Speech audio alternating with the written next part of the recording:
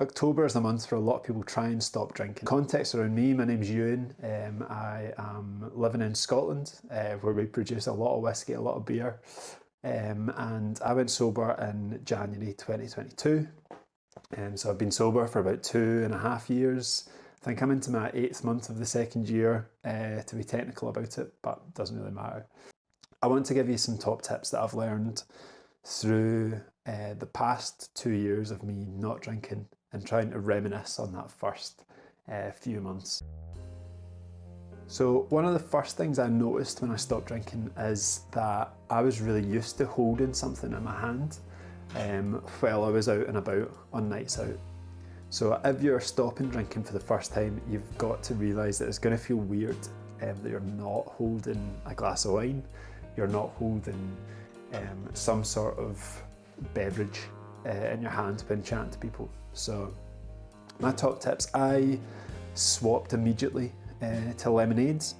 Lemonade I thought was clear and kind of looks like a vodka lemonade, so you can get away with it.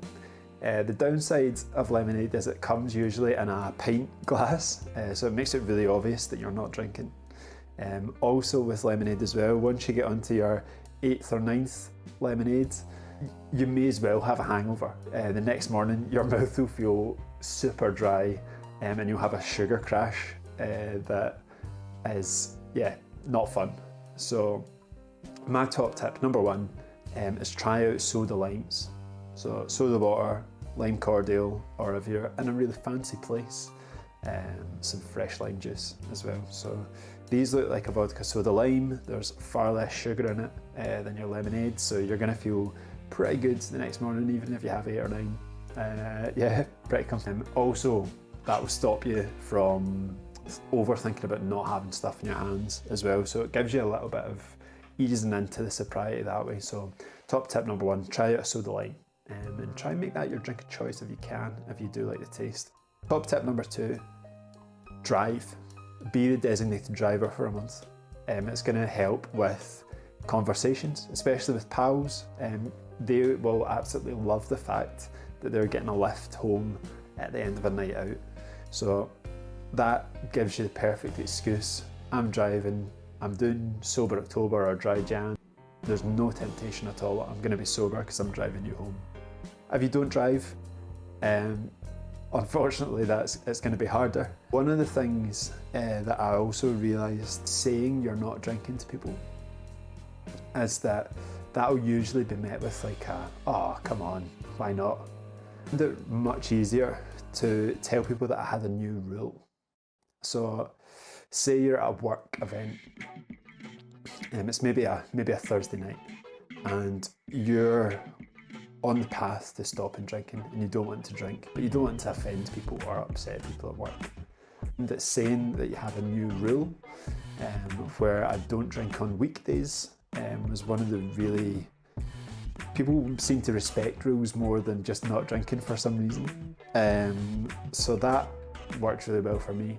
Also, a challenge. People like hearing that you're doing a challenge. So say that I'm challenging myself to not drink for the whole of October or for the whole of the month is really a nice way to have that conversation.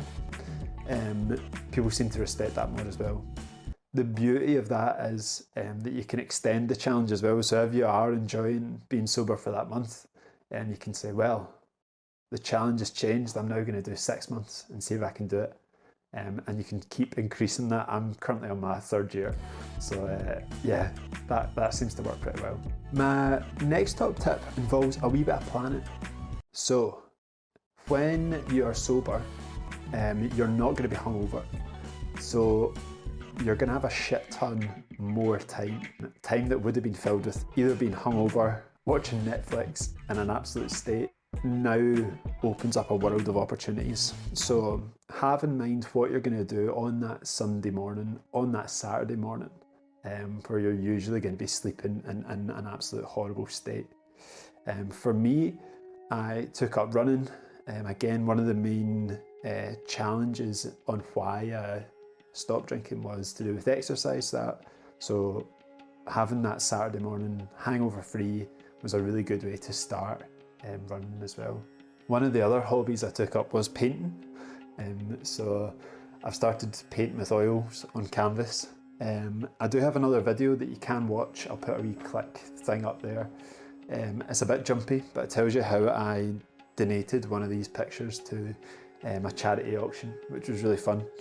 My next tip is, if you're really enjoying the first month, or if you're finding it hard, I found that after 3 months, things got easier, I should say. I think the first 3 months, you're still telling everyone in your social circle, everyone in your professional circle, you're not drinking. It took me about 3 months to get round everyone. Maybe have the conversation again, saying, yep, I'm not drinking. They go, oh yeah, I forgot, you're not drinking for 6 months or whatever. So I found that after that 3 months, you'd spoken to absolutely everyone that you know, you told them you're not drinking, you may have had that conversation 2 or 3 times with people, and they start to remember. The next top tip is, think about it as a really tough 3 months, and after that it does get easier. People start to understand after that point. It's just reminding them again. So yeah, chunk it down into the first 3 months and use that as your, I'm explaining to everyone this is the change that's happening. One of the other things that I should say is that when you're dating while sober, things do change as well. So instead of going out for cocktails and taking the edge off that conversation, you do need to lean in and just try and get to know people without drinking. It really does help your decision making. I personally found that as well. You're able to figure out if you like the person, rather than having a couple of drinks and going, yeah, this is great, I'm having fun. So relationships is interesting. If you are dating, you will meet people that enjoy drinking and want their partner to drink with them. And if that's something that you don't want to go back to, that's fine. You're different. People are allowed to enjoy drink. So it just means that you might not be compatible as partners. But there's plenty of people who will understand your craziness. Everyone's a bit crazy, so I think being sober is just a quirk to you, and people will respect it. So it does help you find what you're looking for faster, I think.